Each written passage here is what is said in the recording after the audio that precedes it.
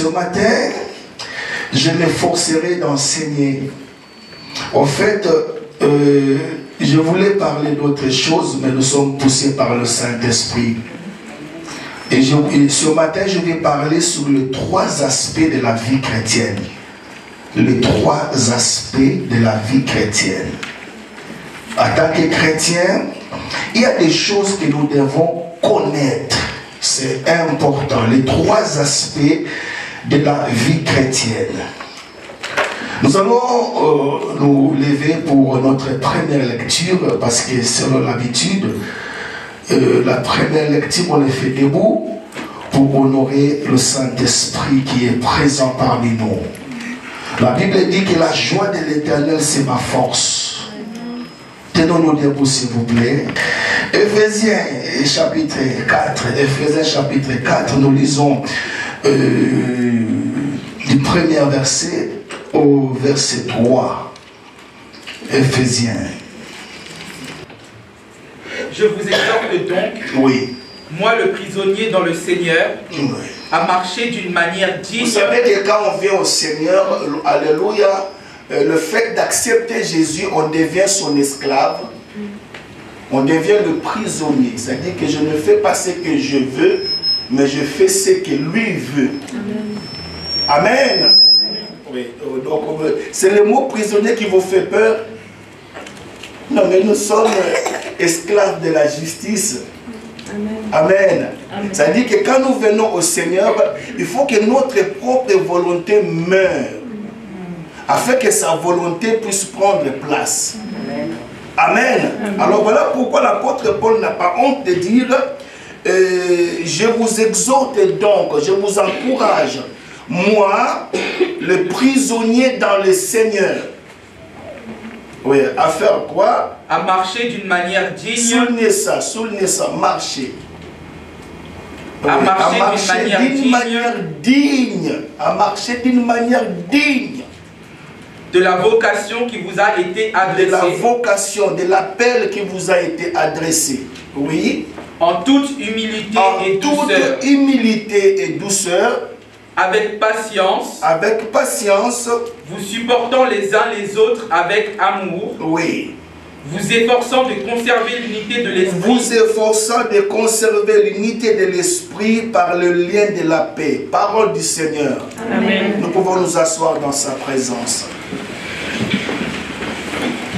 Et nous allons encore prendre, là l'église va rester assise, psaume 110, versets 1 à 2. En fait, c'est une prophétie. Lorsque David parle de cela, Jésus n'est pas encore venu, Jésus n'est pas encore mort. Voilà pourquoi je vous parle ici, dans Psaume 110, c'est une prophétie. Amen. C'est-à-dire que David parle des choses à venir. Il parle des choses qui doivent arriver. Alors il prophétise par rapport à Jésus. Alléluia, c'est très important. Et qu'est-ce que David dit? David dit ceci, parole de l'Éternel à mon Seigneur. Oui. Assieds-toi à ma droite. C'est très important. Assieds-toi à ma droite. Jusqu'à ce que je fasse de tes ennemis ton marchepied. Jusqu'à ce que je fasse de tes ennemis ton marchepied. L'Éternel, oui, verset 2. L'Éternel étendra de Sion. Lorsque tu vois dans la Bible Sion, ça fait allusion à l'Église. L'Éternel étendra de Sion. Le sceptre de ta puissance. Le sceptre de sa puissance. C'est-à-dire que Dieu va déléguer son autorité et sa puissance à l'Église. Amen. Oh non, je ne sais pas si vous êtes là. Amen. Alléluia. Amen. Non, Église, je vais aller, même si je ne termine pas, je ne sais pas, mais j'aimerais que le Saint-Esprit m'aide, que je puisse parler vraiment de l'essentiel. Amen. Amen.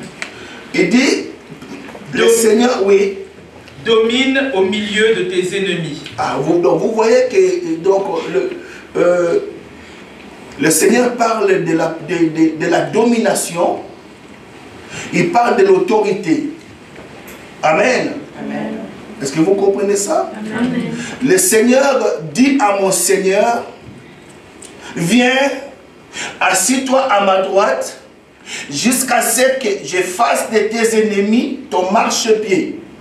Amen. Amen. Amen. Au fait, ce matin, par la grâce de Dieu, j'aimerais vous parler du 3 aspects de la vie chrétienne.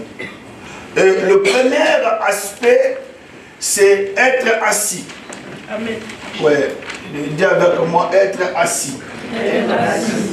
On ne peut s'asseoir qu'après avoir fait un travail. Je crois que frère Georges ne me contredira pas.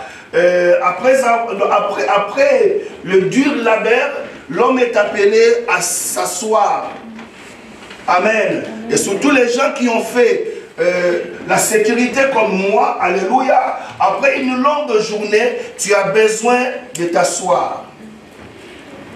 C'est pour cela que la vie chrétienne, alléluia, la vie chrétienne ne commence pas par marcher. Mais la vie chrétienne ne commence par s'asseoir. Alléluia, c'est très important. Donc, le premier aspect que je vais parler, c'est s'asseoir. Or, s'asseoir veut dire tout simplement se reposer. Quand quelqu'un s'assoit, alléluia, c'est qu'il envoie tout son poids sur ce qui le soutient. Oh là là, je vais vous illustrer ça. Alléluia. Au fait, excusez-moi, c'est la personne qui filme. Quand je m'assois ici, Maman Sophie, ça dit que cette chaise va soutenir tout mon poids. Tout mon poids. Alléluia. C'est-à-dire que je m'assois. Le fait de m'asseoir, je suis à l'aise. Amen. Et le fait de m'asseoir me donne le repos. Le repos. Donc voilà pourquoi la vie chrétienne ne commence pas par marcher. Parce que le deuxième aspect que je vais vous partager, c'est marcher. Et le troisième aspect de la vie chrétienne, c'est tenir ferme. Amen. Or, lorsque tu veux inverser ces choses-là, alléluia, lorsque tu veux brûler les étapes, c'est là maintenant que nous avons de sérieux problèmes. Alléluia. Amen. Oui. Donc c'est très important. Comprenez ça. Amen. Ça dit que lorsque Dieu nous appelle, la première des choses que nous devons expérimenter, c'est son repos. Amen.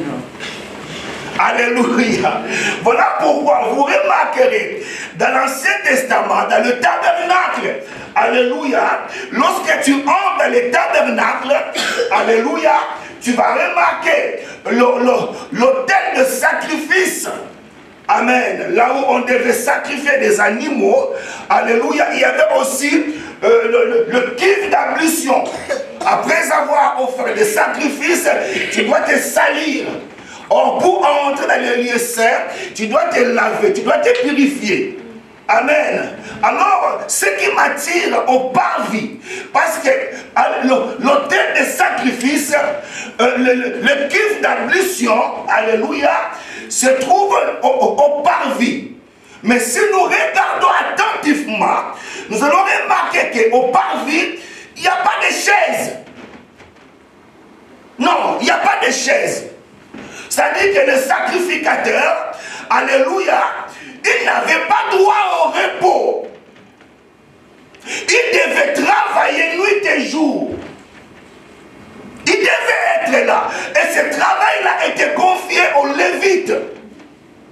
Et quel était leur travail? Lorsque quelqu'un pêche, il doit ramener un animal. Il doit le présenter au sacrificateur. Et le sacrificateur devait tuer cet animal pour que la personne obtienne le pardon. Vous êtes là? Amen. Or, maintenant, la sacrificature a changé à la personne de Jésus. Amen. My God. Quand Jésus est venu, la Bible dit qu'il a fait de nous un royaume de sacrificateurs pour Dieu. Amen. Afin que nous puissions régner ici sur terre. Amen. Et dans cette sacrification, sacrificature, alléluia. Oh, Jésus, il a tout accompli. Amen. Amen. Amen. La Bible dit qu'il a traversé les tabernacles célestes, my God, non avec le sang des animaux, mais avec son propre sang. Et il a présenté devant le trône de la grâce, afin que nous puissions obtenir la rédemption éternelle. La rédemption éternelle. Or, si nous voulons expliquer ce mot rédemption, le mot rédemption veut dire tout simplement le rachat d'un esclave. Amen.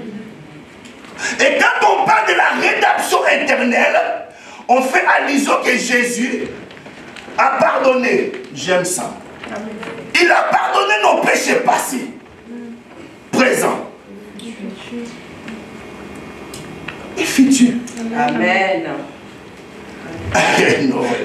Moi, je croyais que tu allais être enthousiasmé. Amen. Alléluia. Amen. Jésus, alléluia, par son sang, il nous a pardonné. Il a pardonné nos péchés passés, nos péchés présents et ce que tu vas commettre. Est-ce que vous comprenez? Voilà pourquoi, alléluia, la vie chrétienne, nous devons d'abord comprendre notre position en Christ. Voilà pourquoi je vous ai dit, on ne peut pas inverser ça. Alléluia. Non, je disais Alléluia. Amen. Je ne sais pas si je l'ai dit ici, mais l'Esprit me conduit encore à le dire. Il y avait un homme qui descendait une colline. Il était très fatigué. Alors, il portait sur sa tête un fardeau. Et il descendait, il était tout transpirant. Il était fatigué. Alors du coup, il y a une personne qui était dans sa voiture, dans sa camionnette. Alléluia. Des types pick-up. Alléluia. Il a remarqué la personne qui marchait avec son fardeau à la tête. Il lui a dépassé et du coup il s'est arrêté parce qu'il a vu sur le rétroviseur.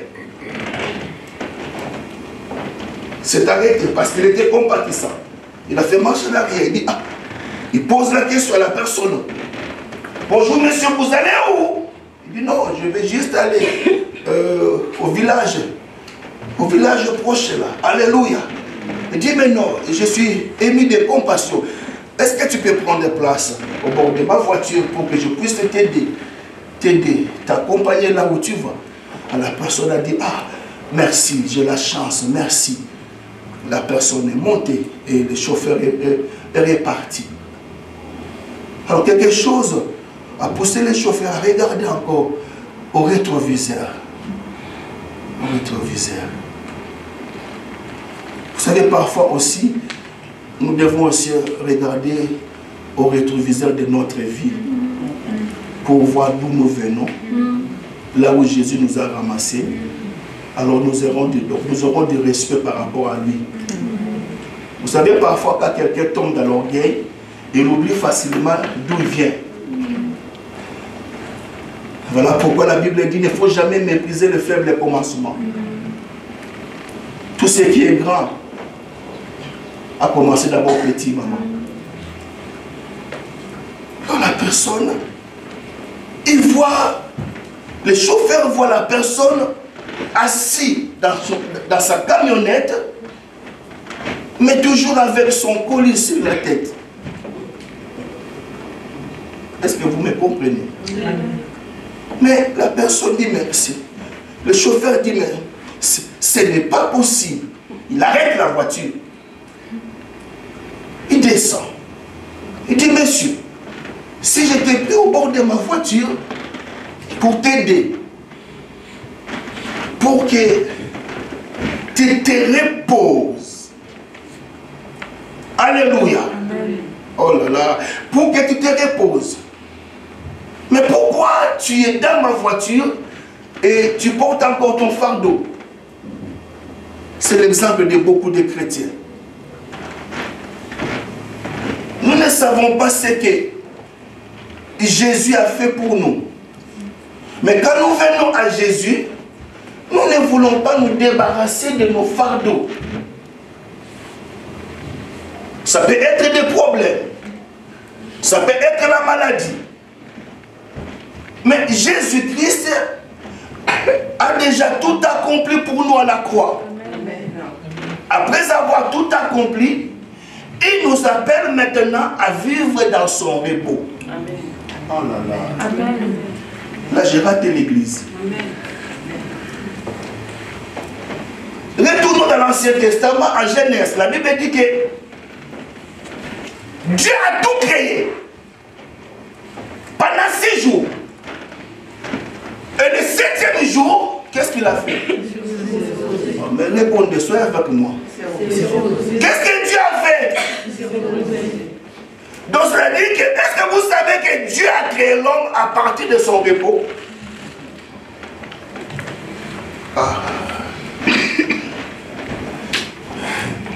Il a tout fait. Le 6e jour et le 7e, Dieu se reposa de tous ses œuvres.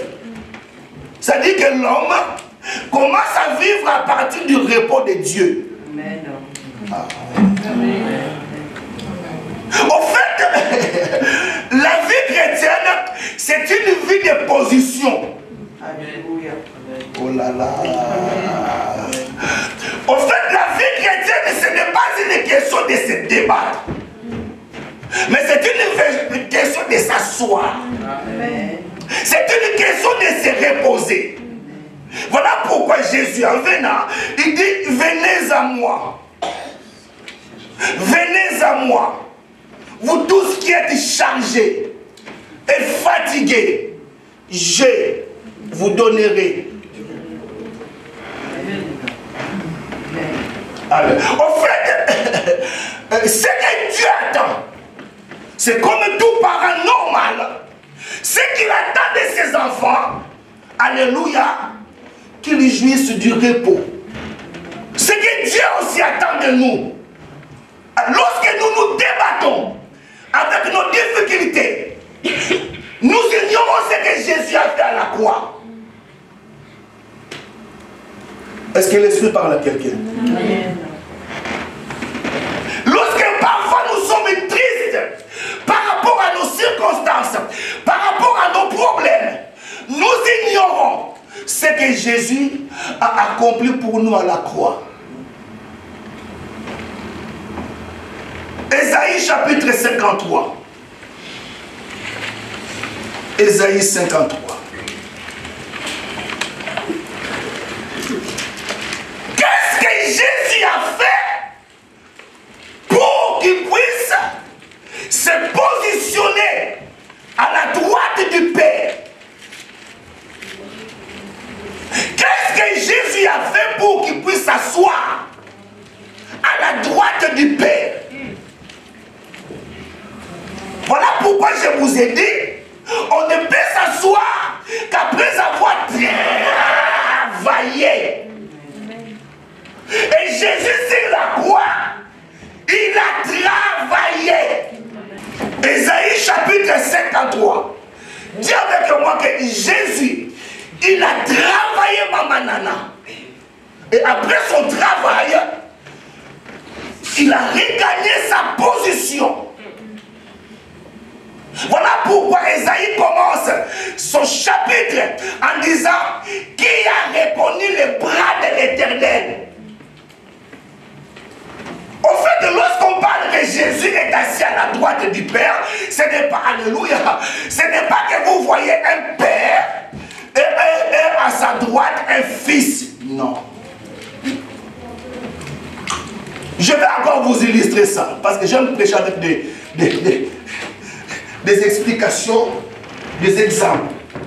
Quand on dit que, alléluia, il est assis à la droite du Père, au fait, c'est le Père qui est assis. Alléluia. Et la droite du Père, ce n'est juste des vrais gens que les bras de l'Éternel.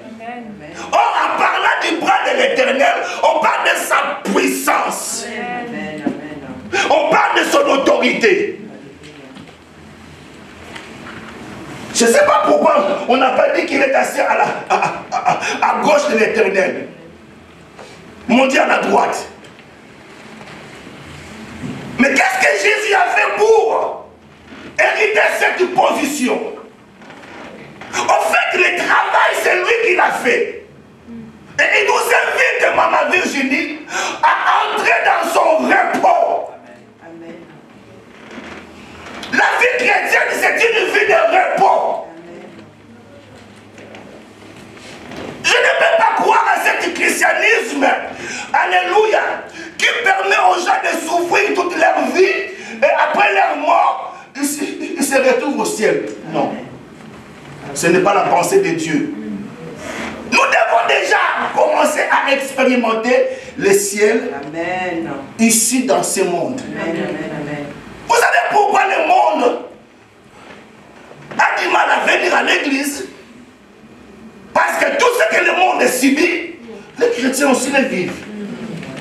Or la Bible dit, n'appelle pas conjuration, c'est que le monde dit conjuration. Si le monde dit que ça ne va pas, nous nous disons dire que ça va. Amen. Oh là là. Amen. Si le monde dit que l'inflation, nous devons dire que ça va. Amen. Parce que dans la banque du ciel, il n'y a jamais eu d'inflation. Est-ce que tu crois à ça? Amen. En fait, si je peux définir un chrétien c'est une personne qui a la double nationalité. Amen. Je ne parle pas d'être français ou congolais, non, je ne parle pas de ça. Je parle d'être citoyen du ciel et citoyen de la terre. En fait, un chrétien, c'est un mystique. En même temps, il vit au ciel. En même temps aussi, il vit sur la terre. Amen. Amen. Prêche, papa. Alléluia. Est-ce que l'église comprend ça? Amen. Voilà pourquoi, église, nous devons vivre. Lorsque tu ne vis pas la paix de Dieu, le repos de Dieu, c'est qu'il y a quelque chose qui ne va pas.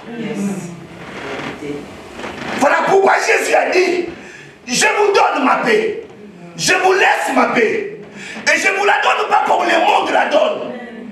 Parce que le monde cherche la paix par l'alcool, le monde cherche la paix par le sexe. Mais nous, notre paix, c'est quelqu'un.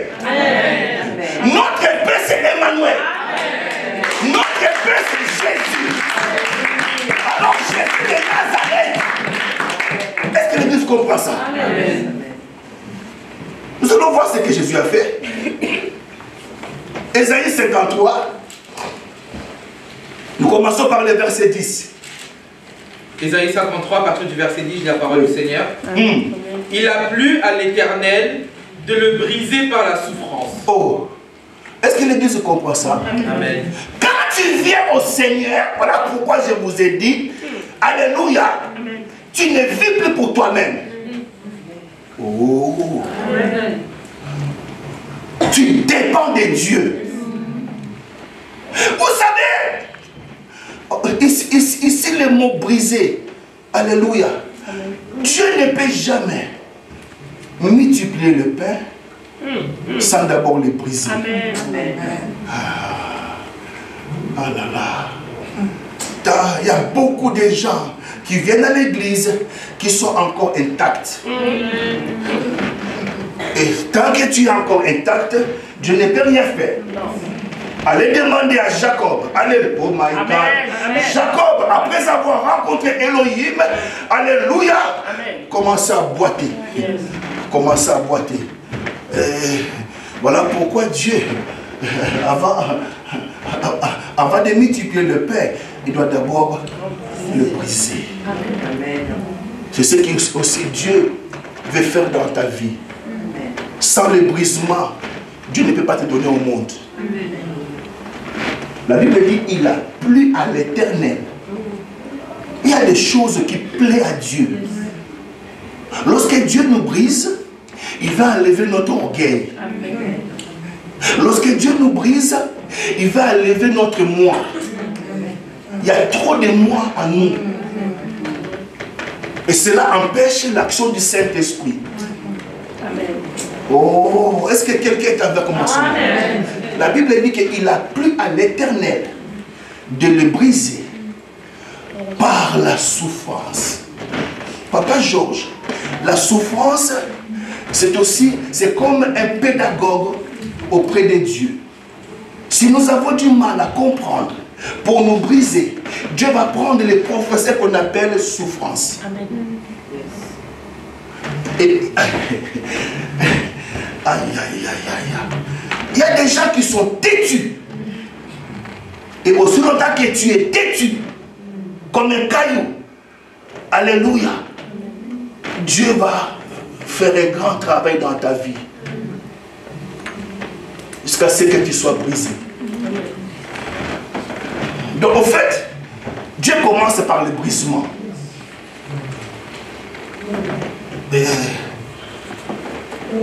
la Bible dit, après avoir livré sa vie en sacrifice, je vous montre le travail que Christ a fait à la croix. Il est venu accomplir une mission. Et aussi longtemps qu'il n'a pas fait cette mission, il ne peut pas retrouver sa position. Pour que nous puissions retrouver la position et l'autorité, nous devons faire un travail. Non, là j'ai perdu l'église. Vous êtes là? Amen. Vous êtes là? Amen. Après avoir livré sa vie en sacrifice pour le péché, il verra une postérité et prolongera ses jours. Et l'œuvre de l'Éternel prospérera entre ses mains. Le verset 11, à cause du travail de son âme. Dis avec moi, travail. Dis encore, travail. En fait, avant de bénéficier du repos de Dieu, avant de s'asseoir, tu dois comprendre au préalable ce que Jésus a fait pour toi. Voilà pourquoi le but du diable, c'est de zapper l'œuvre de la croix. Est-ce que l'église comprend? Oh là là! Et ce travail-là, ce n'était pas un ange qui devait l'exécuter. Il a fallu que lui-même, Dieu, prenne la forme humaine pour venir faire ce grand travail. Et la Bible dit qu'à cause du travail de son âme, il rassasiera ses regards. Est-ce que l'église comprend ça? Amen. À cause du travail de son âme, à cause de ce qu'il a fait à la croix, Jésus-Christ va rassasier ses regards. Alléluia. Continue. Par sa connaissance, mon serviteur juste justifiera beaucoup d'hommes. Alléluia. Et il se chargera de leur iniquité. Est-ce que l'église comprend ça? Donc déjà, il faut commencer par s'asseoir.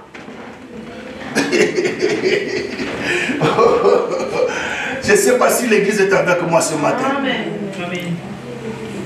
Vous êtes là, faites un effort pour être là. Amen. Ton corps peut être là, mais ton esprit est ailleurs. Vous savez, Jésus-Christ, alléluia, il s'est retrouvé au désert. Alors, après avoir donné la nourriture spirituelle, il s'est dit que non, si je laisse ce peuple pour rentrer chez eux, ils vont mourir en chemin.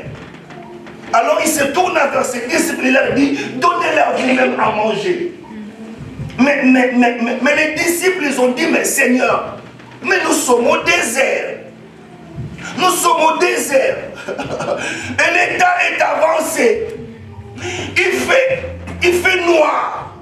Au fait, il voulait dire à Jésus, le temps des miracles est déjà passé. Est-ce que je parle à quelqu'un? Amen. Alléluia. En fait, il voulait dire à Jésus, c'est impossible. Amen. Je vous ai dit ici, l'impossible n'est pas chrétien. Amen. Oh là là. Non, je dis encore, l'impossible n'est pas chrétien. Amen. Si vous avez du doute, allez demander à ce couple Abraham. Ils vous le diront. Ou si vous avez du mal à croire à ça, alléluia, le fameux Papa Wendell est déjà décédé, mais il a été béni au soir de sa vie. Oh là là. Oh là là. Qui t'a dit que c'est fini? Qui? Est-ce que tu comprends ça? Alors Jésus, pour multiplier le pain, il regarde la foule. Il dit à ses disciples, faites-les.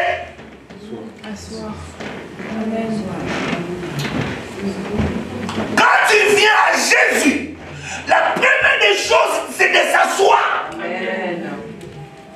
On s'asseoir veut dire c'est reposer. Se reposer veut dire se repositionner. Position. Dommage, alléluia. Mais comment tu peux vivre toute ta vie en donnant des coups?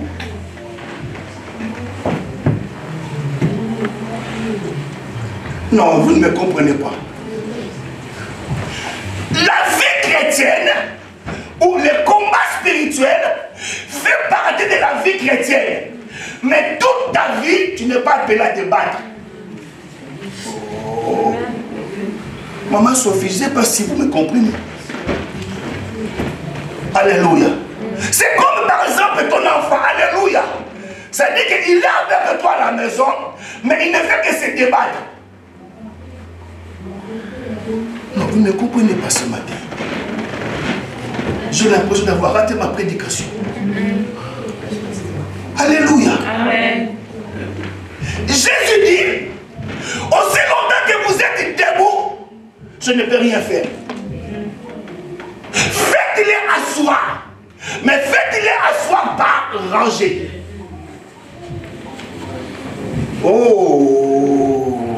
Oh, excusez-moi les caméramans. Faites-les asseoir par rangée. Au fait, lorsque vous êtes assis par rangée, les disciples vont commencer à faire circuler le panier. Yes. Donc, my God. Amen. On va commencer dans le premier rangée. Alléluia. Cela ne veut pas dire que toi qui es au fond là-bas, tu vas rater le panier. Amen. Non. Amen. Parce que le panier ne fait que circuler. Amen. Le panier ne fait que circuler. Alléluia. C'est-à-dire que si toi tu es marié, il ne faut pas dire que non, j'ai le monopole de mariage. Non. Si tu es marié là-bas, sache-le que ton tour aussi viendra. Amen. Amen. Mais pour que tu reçoives ton panier, alléluia, il faut que ton panier te trouve en état. Assis. Amen. Amen. Amen. Aussi longtemps que tu es debout, il ne peut rien faire. Amen. Il y a beaucoup de chrétiens qui sont à l'église mais qui sont debout. Alléluia. Oh, être debout veut dire que non, tu es prêt à aller. Amen. Allez. Et déjà comme ça, Dieu ne s'intéresse pas à eux. Non, est-ce que je parle quelque chose ce matin? Amen. Si tu veux expérimenter le miracle de Dieu, alléluia, amen, il faut d'abord te positionner. Amen. Il faut s'asseoir.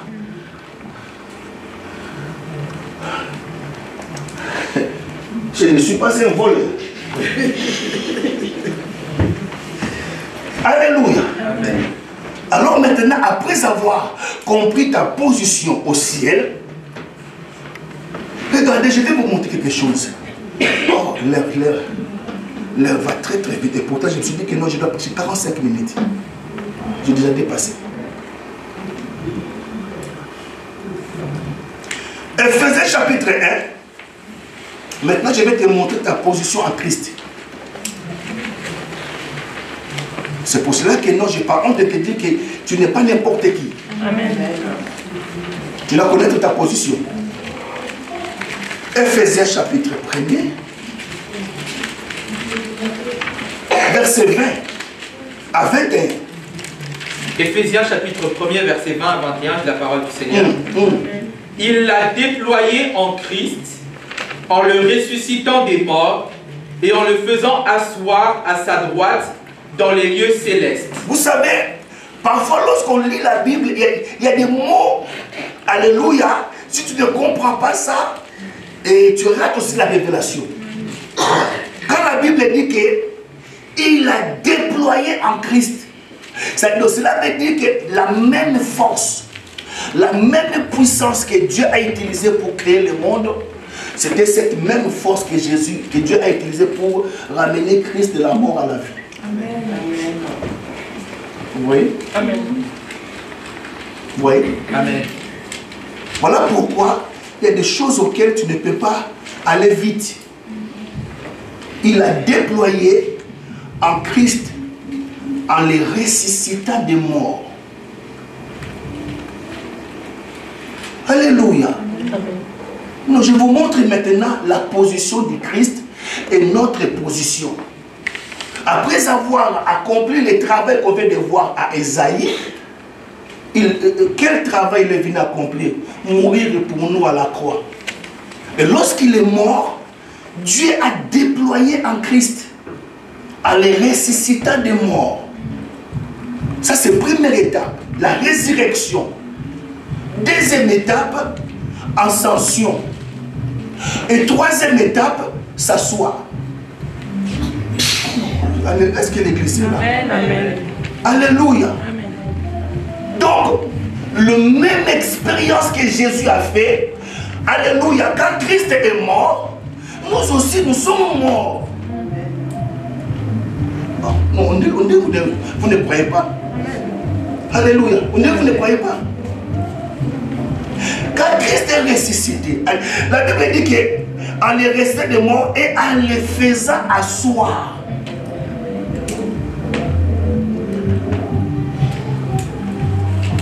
Vous comprenez? Amen. En le faisant asseoir à sa droite dans les lieux célestes, verset 21. Au-dessus de toute domination, Amen. de toute autorité, de toute puissance, de toute dignité. Oh, mais frère Hervé, toi tu lis, mais l'église est en retard. Au fait, le pasteur vous montre la position du Christ. Actuellement, où est Jésus? Actuellement, où est Christ? Il est à la droite du Père. C'est une position. Mais il est au-dessus. Amen. Aïe. Amen. Alors, au fait, donc, en état chrétien, nous héritons la position et l'autorité. La domination. Jésus, il est assis à la droite du Père.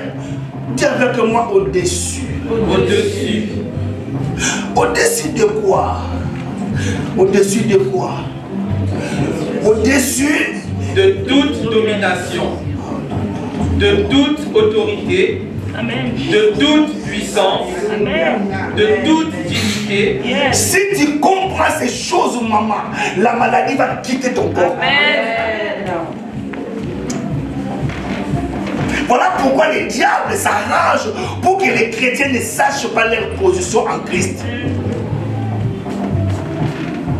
Il est assis au-dessus de toute domination, au-dessus de toute autorité, de toute puissance, de toute dignité et de tout nom qui peut être nommé. Amen. Ah, mais regarde le calme de l'église. Si vous comprenez ça, votre vie chrétienne aura une autre dimension. Oh! En fait, lorsque les chrétiens marchent dans la défaite, lorsque les chrétiens marchent dans Alléluia, dans l'échec, dans la pauvreté, dans la médiocrité, tout simplement, Maman Virginie, parce que nous ignorons ce que Jésus a fait pour nous, nous ne comprenons pas sa position et notre position.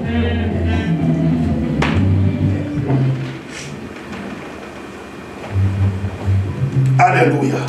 Amen. De tout nom qui peut être nommé, non seulement dans le siècle présent, mais encore dans le siècle à venir. Amen.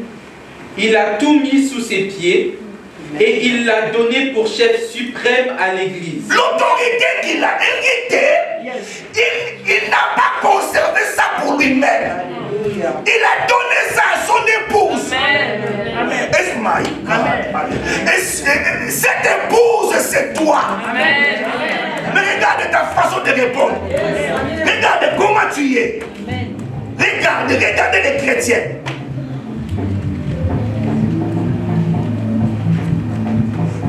La Bible dit ce qu'il a caché aux sages et aux intelligents de ce monde, il les a révélés aux petits-enfants.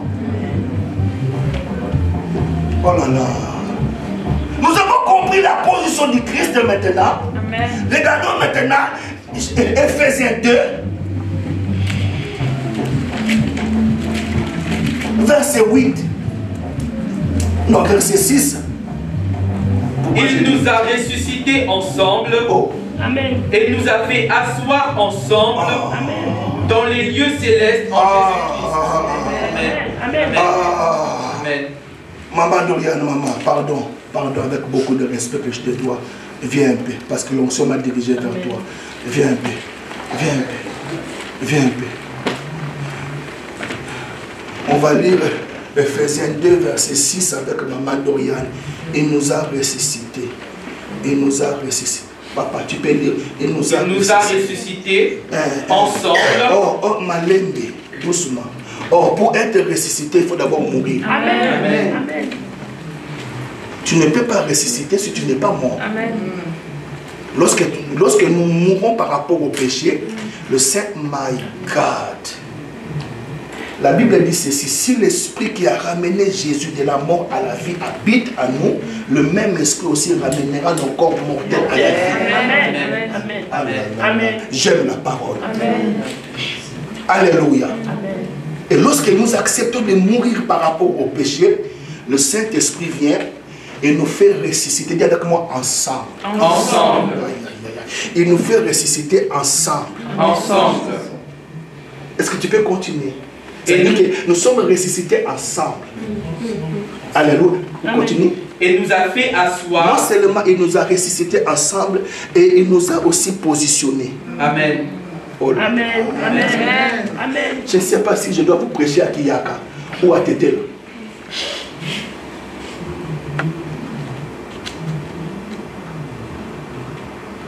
Je ne sais pas.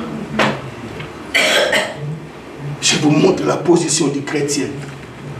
Alléluia. Amen. Il nous a ressuscités. Vous savez, ces vérités, lorsqu'on parle de cela, les diables se reculent. Ils crient aïe, aïe, aïe, aïe, aïe, aïe, aïe. Parce que ces œuvres sont dévoilées. Amen. My God, vous ne comprenez pas. Lorsqu'on parle de ces choses, my God, est-ce que l'Église comprend ça? Amen. Il nous a ressuscités. Dis, il m'a ressuscité ensemble. Il m'a ressuscité ensemble. Et il m'a fait asseoir ensemble. Et il m'a fait asseoir ensemble. C'est que je suis avec lui. Amen. Amen. Amen. Amen. J'ai la double nationalité. Amen. Il y a des gens qui se battent pour avoir la nationalité française. Mais nous avons la nationalité céleste. Amen. Voilà pourquoi on nous appelle les citoyens du ciel. Amen. Parce qu'il nous a fait ressusciter ensemble. Or, la position que Jésus occupe au-dessus de toute domination, c'est que moi aussi, j'occupe la même position au-dessus de toute domination. Regardez ici, on ne parle même pas de la sorcellerie. Parce que c'est le niveau bas. Amen. On parle de domination, on parle des autorités, on parle de puissance. On ne cite même pas la sorcellerie, ni même pas la franc-maçonnerie. Mais si maintenant moi, je suis assis au-dessus de toute domination, où est la place de la sorcellerie dans ma vie? Il a dit, viens, assis-toi à ma droite, jusqu'à ce que je fasse de tes ennemis. Amen. La maladie, c'est un ennemi. Voilà pourquoi Jésus a dit, Alléluia, Amen. vous marcherez sur les scorpions, sur les serpents. Yes. Amen. Amen. Eh, Seigneur Jésus-Christ. Alléluia. Amen. Après avoir maintenant compris notre position, deuxième aspect, écrivez ça, maintenant, lorsque tu comprends ta position, ton repos, maintenant tu peux marcher.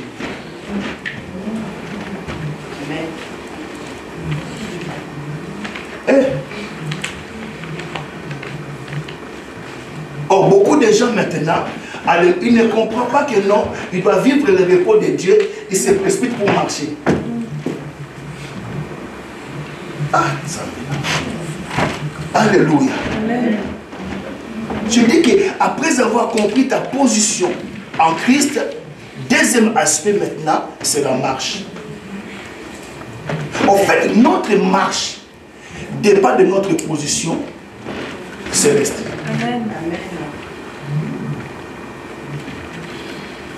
C'est Rivona Lala. Elle dort. Elle dort. Jésus a dit, la parole que je vous dis est esprit et vie.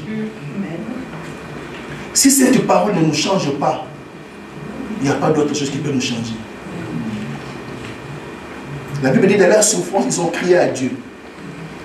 Il a envoyé Michael. Non. Il a envoyé quoi? La parole. Il a envoyé quoi? La parole. Tu pas avoir un problème ici. Dieu va envoyer que la parole. Amen.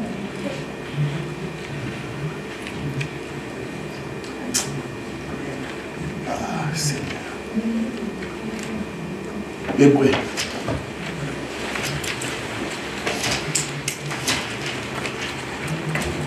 Hébreu chapitre 4, verset 2. Car cette bonne nouvelle nous a été annoncée aussi bien qu'à eux. Car cette mauvaise nouvelle. Bonne nouvelle. Ah, Dieu n'a pas autre chose que sa parole. Même pour sauver l'humanité, il a enlevé sa parole, il a envoyé ça dans le monde. Amen. Et la parole a été faite chair. Amen. Pour te guérir, Dieu t'utilise de la parole. Amen. Maintenant, alléluia, quand il parle maintenant, la Bible dit que cette bonne nouvelle, alléluia, amen, nous a été annoncée aussi bien qu'à eux. Mais la parole qui leur fut annoncée ne leur servit de rien. Donc lorsque Dieu envoie sa parole, il attend que cette parole agisse. Amen. Amen. Or, pour que la parole agisse, il faut que cette parole trouve la foi en toi. Amen. Mais regarde ta position. Tu as des problèmes, mais dans ta tête, tu te dis que non, j'irai voir mon médecin. La parole est plus que le médecin. Amen. Est-ce que vous comprenez? Amen. Cette parole nous a été adressée aussi bien qu'à eux. Mais continue mon frère. Mais la parole qui leur fut annoncée ne leur servit de rien. Mais la parole qui leur fut adressée ne leur servit de rien. Pourquoi cette parole ne leur servit de rien? Parce que cette parole ne trouva pas foi en eux. Amen.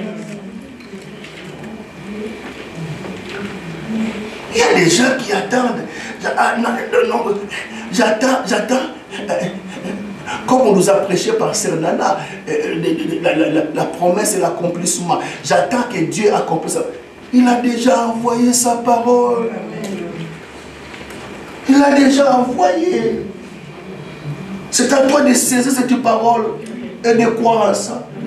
Et si tu crois en ça, tu verras le miracle. Amen. C'est là. Amen. Deuxième aspect de la vie chrétienne, c'est la marche. Dis avec moi la marche. La marche. Ce n'est pas la marche des gilets jaunes, mais la marche chrétienne. Et tu ne peux marcher qu'après avoir compris ta position.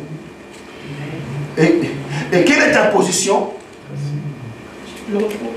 Hein? J'ai l'impression que l'église, papa, l'église.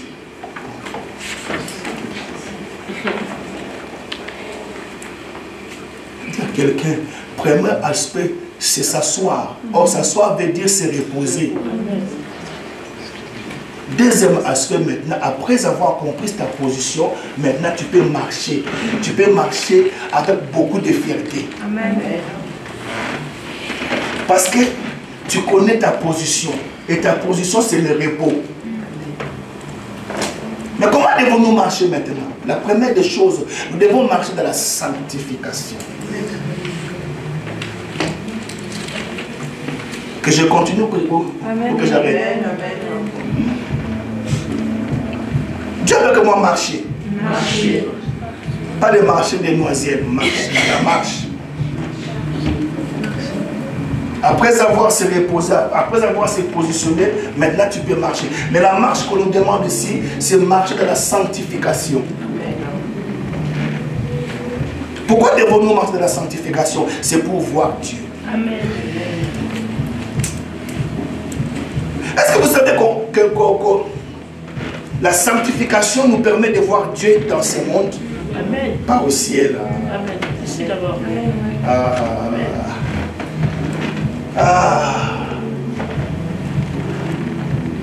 Alléluia. Amen. Amen. Matthieu chapitre 5. Verset 8. Rapidement Hervé, rapidement Hervé. Il faut qu'on se dépêche pour libérer le peuple de Dieu. Matthieu 5, verset 8. Mais la sanctification, pourquoi Dieu nous demande de nous sanctifier? Pourquoi la marche de la sanctification? Parce que la sanctification nous permet de voir Dieu. Il est vrai que tout le monde verra Dieu au ciel. Et si tu entreras. Alléluia. Amen. Mais la sanctification nous permet de voir Dieu, d'expérimenter Dieu dans tous les domaines de nos vies ici sur terre. Amen. En fait, les gens qui ne se sanctifient pas, ils ne peuvent pas expérimenter la gloire de Dieu dans les domaines de leur vie. Tu peux voir Dieu dans ton mariage. Tu peux voir Dieu dans ton ministère. Amen. C'est comme quand je prêche là. Alléluia. Amen. Mais Dieu est là. Amen. La sanctification nous permet de voir Dieu. Dans une maison, dans un couple, alléluia, où il se sanctifie, Dieu vient. Amen. La Bible dit que le ténèbre ne régnera pas à toujours. C'est la sanctification qui attire Dieu. Regardez ce verset dans Matthieu chapitre 5, verset 8. Heureux ceux qui ont le cœur pur. Donc, lorsque tu as un cœur pur, comment ça te réjouit? Viens. Il y a un frère qui nous suit, il connaît même Hervé. Il dit Alléluia, pasteur, tu appelles. Il dit avec ses lunettes, il y a un frère qui te suit.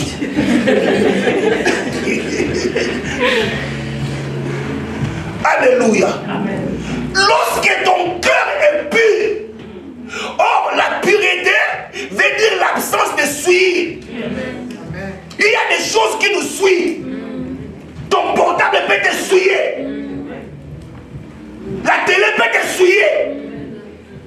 Mais la Bible commence par le cœur. Lorsque tu, alléluia, heureux ceux qui ont le cœur pur. Quand ton cœur est pur, alléluia, comment ça te réjouit? En fait, le bonheur commence lorsque nos cœurs sont purifiés. Alléluia. Quand ton cœur est pur, la Bible dit que non, tu verras Dieu. Amen. Oh non. Oh non. Voilà pourquoi nous prêchons à l'église, nous enseignons à nos enfants, nous enseignons aux jeunes la crainte de Dieu. Dis à quelqu'un, le pasteur parle de la marche dans la sanctification. Deuxième chose, alléluia. Hébreu chapitre 12, verset 4. Rapidement. Hébreu 12, 14. Hébreux 12, 14. Recherchez la paix avec tous et la sanctification, sans laquelle personne ne verra le Seigneur. Oh, donc sans laquelle personne... Donc ici encore, on peut voir Dieu. Amen. Vous savez, Église, pour que les gens viennent à Christ, ils doivent voir ce Christ-là à nous. On a enseigné ici à propos de la femme samaritaine. Alléluia, on a passé des très bons moments à la veiller. Toi, tu dormais chez toi. Continue encore à dormir. Venez voir. Quelqu'un qui m'a raconté toute ma vie. Ne serait-ce pas le Christ? La vie chrétienne, c'est aussi une vie d'expérience. Amen. Lorsque tu es en Christ, il faut que les gens voient Dieu en toi. Or, les choses qui permettent aux gens de voir Dieu en toi, c'est la paix et la sanctification. Et la Bible dit rechercher. Le mot rechercher veut dire chercher de nouveau. Amen. Ça dit que tu cherches et tu continues à chercher. Rechercher la paix et la sanctification. Il y a deux choses. Il faut que j'aille vite parce que pour vous donner le troisième aspect. Alléluia. Mais il ne nous suffit pas seulement de marcher dans la sanctification, mais nous devons aussi marcher dans l'amour. Dis avec moi, amour. Amour, tu ne le trouveras pas à l'église.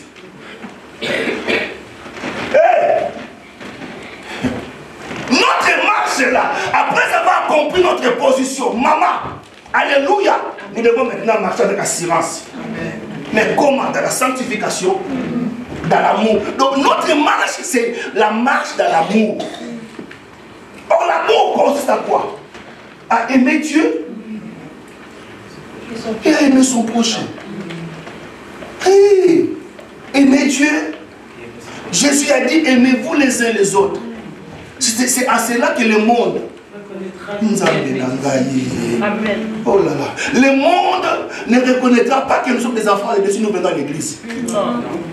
Le monde reconnaîtra que nous appartenons à Dieu si le monde voit l'amour en nous. Je peux encore avancer. Amen. Je vous prêche la profondeur. Amen. Quelle est la marche? Est-ce que nous marchons? Marche dans la sanctification, marche dans l'amour, et troisième chose, marche dans la foi. Amen. Yeah.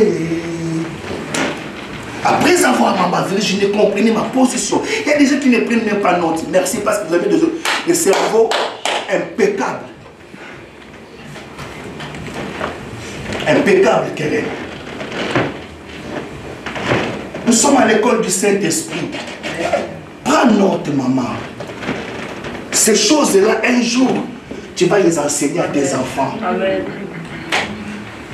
C'est vrai. Nzambe na ngai. Alléluia. Amen. Alléluia. Amen. La marche par la foi. La Bible dit que mon juste vivra par la foi. Mais s'il se retire, mon âme ne prendra plus plaisir à lui. Or, marcher dans la foi veut dire avoir confiance à Dieu. Amen. Qu'il pleuve, qu'il neige, mon Rédempteur est vivant. Amen. Je sais, je sais. Alléluia, je sais. C'est avoir une confiance totale. Ça veut dire que m'appuyer sur Dieu et non m'appuyer sur ce que le... Vous savez que le médecin peut te tuer? Amen, oui. Papa Georges, vous savez, voilà pourquoi le médecin, les avocats, alléluia, on les prépare. Parce qu'ils peuvent tuer les gens. Yes. Viens. Imaginez par exemple ton avocat. Il y a un jugement qui est prononcé contre toi. par manque de sagesse, et dit maman, tu as 20 ans de prison. Tu as 20 ans. Mais tu peux piquer une crise. Ou un médecin qui manque de sagesse, il vient et dit, après avoir examiné, on a trouvé que non, il te reste 2 semaines à vivre.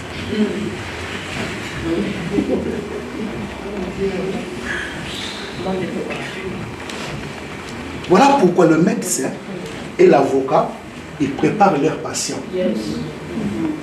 par des paroles. En fait, ils commencent par les apaiser. Merci. Voilà pourquoi Dieu veut que nous, qui sommes des justes, nous puissions marcher, non par la vie. Alors, dernière, si vous me donnez, troisième aspect, maintenant, après avoir compris ma position et me reposer en Christ, je dois marcher par ces 3 étapes. Alléluia. Et pour terminer maintenant, le troisième aspect, c'est se tenir ferme. Amen.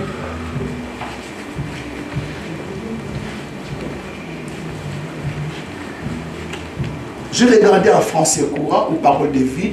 Tenir ferme veut dire résister. My God. Tenir ferme. Tenir ferme par rapport à quoi? Par rapport aux puissances des ténèbres. Aïe, aïe, aïe, aïe. Alléluia. Est-ce que l'Église comprend cela? Est-ce que l'Église comprend cela? Amen. Vous voyez quand est-ce que maintenant entre le combat spirituel, le combat spirituel vient après avoir compris ta position de repos. Comment tu marches avec Dieu. Maintenant, troisième aspect, savoir tenir ferme après avoir tout surmonté. Être conscient, Maman Virginie, du conflit que nous avons avec le diable. Au fait, l'Église ignore que nous sommes en conflit. Tu es un ennemi, ma soeur. Tu es un ennemi qui ne t'aime pas. Et nous avons un ennemi commun qu'on appelle le diable. Voilà maintenant, nous devons être conscients de ce conflit. Éphésiens chapitre 6, verset 10, la Bible dit que non, nous ne luttons pas. Non, Église, soyez avec moi. Donc, je m'en vais chuter. Alléluia. Nous ne luttons pas contre la chair et le sang, mais nous luttons contre les dominations. Et parmi même cette hiérarchie, on ne parle même pas de sorciers ici. Donc une église qui a peur des sorciers d'abord n'a rien compris. N'a rien compris.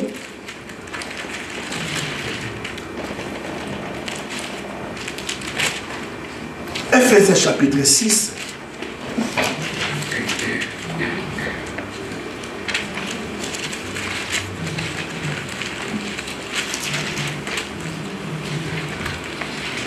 Verset 13. C'est-à-dire qu'après avoir été conscient du conflit que nous avons avec les ténèbres, avec le monde des ténèbres et le diable, maintenant, alléluia, la Bible dit c'est pourquoi. C'est pourquoi prenez toutes les armes de Dieu. Quand on parle de ce pourquoi, c'est que c'est une conséquence. Amen. C'est une réaction. Est-ce que l'Église se comprend? Amen. C'est pourquoi. Ça veut dire que si tu es conscient que non, ton combat, tu ne le fais pas contre les êtres humains, mais il y a des forces des ténèbres. Je l'ai expliqué ici à l'église. Pourquoi Dieu veut que nous puissions prier le vendredi. Je l'ai expliqué pour ceux qui étaient là. Et on a fait un service. Parce que le monde spirituel, c'est une réalité. L'église Maman, ce n'est pas les 4 murs. L'église, elle est spirituelle. Soit vous êtes avec les anges de Dieu, soit c'est avec les démons. Comment se fait que non, on prêche, quelqu'un dort? On appelle ça esprit de sommeil.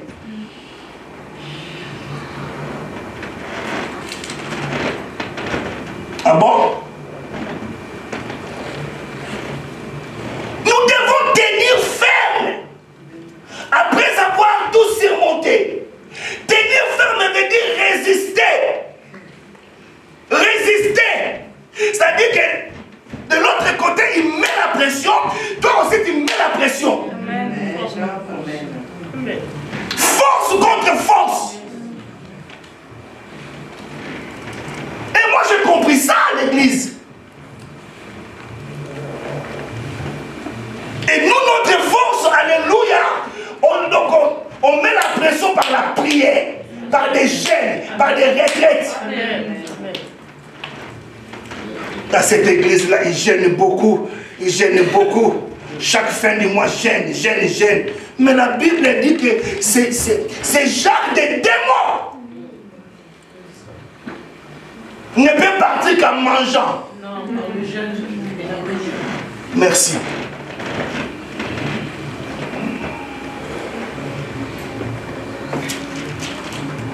Je vais terminer mon enseignement de ce matin par 2 passages des Écritures. 1 Pierre chapitre 5.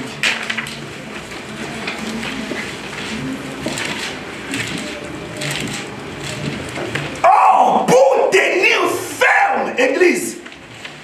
Donnez-moi 30 minutes, j'ai fini. Ne soyez pas déconcentrés. L'enseignement nous fait du bien.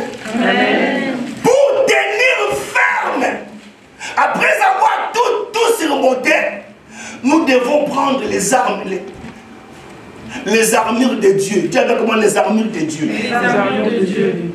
Non, dis encore les armures de Dieu. Les armures de Dieu. En fait, ces armures-là, Papa Georges, ne nous appartient pas. Ça appartient à Dieu et il nous les prête. Amen. Amen. Il dit, pour mieux résister, vous devez vous munir de ces armures. Or, c'est l'erreur que nous faisons, Maman Sophie. Souvent, les chrétiens croient que non. Le matin, ils se réveillent, ils prennent les casques de salut, ils mettent. Ou ils prennent l'épée. D'abord, c'est là l'épée. J'ai oublié l'épée. Non.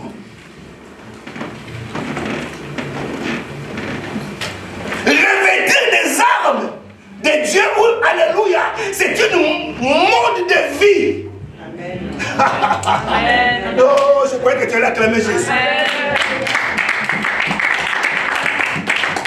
gens croient que non, bon, ça va, je vais prendre les casques du salut, je mets sur ma tête, les démons, lorsqu'ils me voient en chemin, ils fouillent. Non, non. Quand on dit par exemple que non, alléluia, prenez la ceinture comme vérité. Cela veut dire que marchez dans la vérité. Amen. Toi, tu prends la ceinture de vérité, tu es un menteur. L'ennemi va te détruire. C'est le mode de vie. Quand on dit prenez par-dessus tout, les casques, pardon, les boucliers de la foi. Ça veut dire quoi? Ça veut dire, alléluia, vivre par la foi. Ensemble. Prendre les armures de Dieu veut dire, c'est le mode de vie. Vous devez vivre comme ça. Au fait, l'apôtre Paul s'est inspiré en prison. Quand il regardait les soldats romains, il voit comment il était armé. Là, c'est là que donc, le Saint-Esprit l'a inspiré. Il dit de la même façon que tu le vois physiquement, vous aussi, vous devez aussi vous habiller spirituellement. Amen. Amen.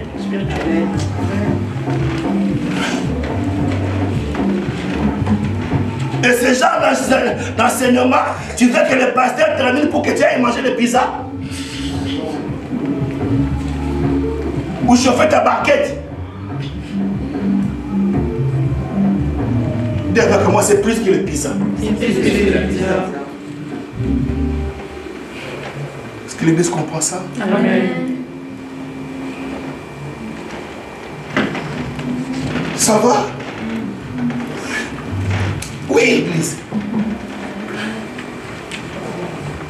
1 Pierre chapitre 5, verset 8 à 9. Soyez sobres, veillez. Votre adversaire, le diable, rôde comme un lion rugissant, cherchant qui il dévorera. Il y a des gens qui ne sont même pas sur la page. Hein? Reprends, mon frère. Tu ne lis pas pour toi-même, tu lis pour l'Église. Reprends ça, mon frère.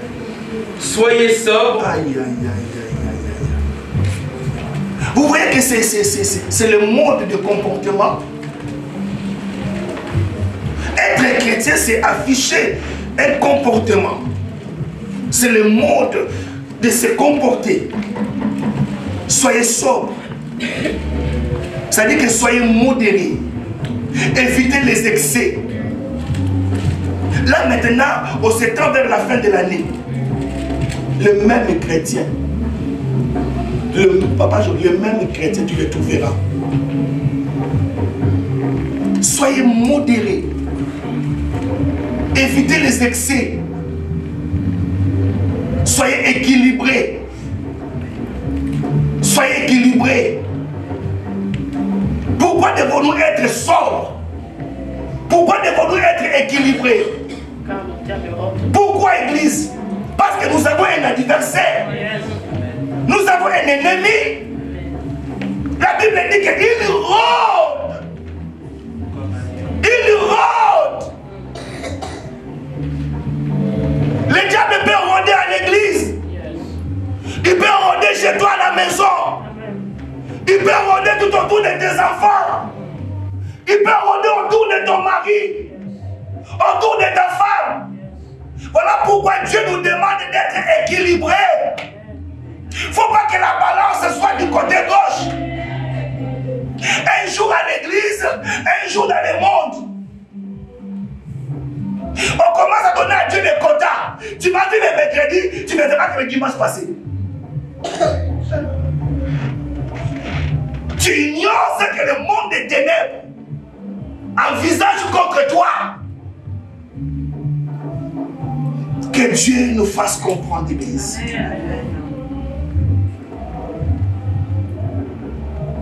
Si tu savais comment le diable te cherche, tu ne vivras pas comme tu vis là. Je termine. Je vais vous donner les versets, mais je termine par cet exemple. Je vais vous montrer les tactiques de l'ennemi. Soulève. Viens. Il y a des choses que le diable, alléluia, il prépare maintenant, mais il va t'attaquer là. Amen. Tu vois l'âge que tu as là, ma soeur? Il y a des choses que le diable, le monde des ténèbres, ils ont déjà préparées. Mais ils vont t'attaquer lorsque tu auras, par exemple, 35 ans.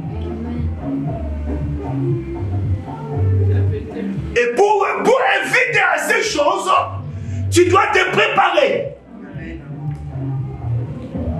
Alléluia. Est-ce que vous comprenez? Amen. Je parle dans l'église, je suis un prédicateur, je suis conduit par le Saint-Esprit. Je ne dis pas que c'est toi. C'est l'exemple. Il y a des choses que maintenant, tu crois que c'est normal. Tu crois que non, je suis bien. Mais une fois dans le mariage, chercher l'enfant, l'enfant te cherche. Mais maintenant, tu dis que non, je suis une seule fille. Je dois faire ce que je veux. Mais tu oublies que non, il y a la spiritualité. Or, c'est le spirituel qui influence le physique. Merci. J'ai fini le bon.